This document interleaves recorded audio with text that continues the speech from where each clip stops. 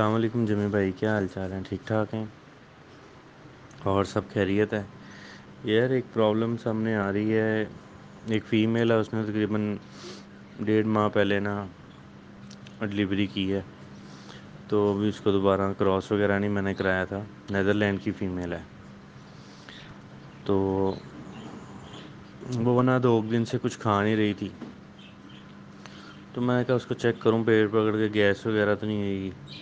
کان اس کے ٹھنڈے تھے ذرا، اس کو میں نے تھوڑا سا فلو تھا.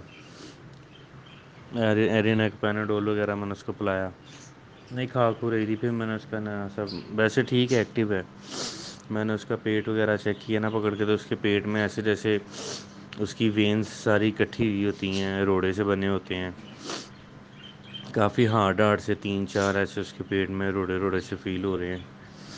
پھر میں نے اس کو کھلا رکھا، ایک آدھا اینٹی بائیوٹک وغیرہ پلایا.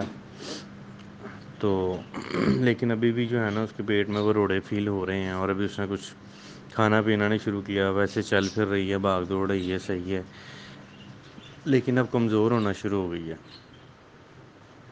تو کیا اس کا کوئی آپ کی نظر میں ہے کوئی حل وغیرہ، یا آپ کے پاس ایسا کیس آیا ہو؟ میرے پاس تو فرسٹ ٹائم ہی آیا ہے.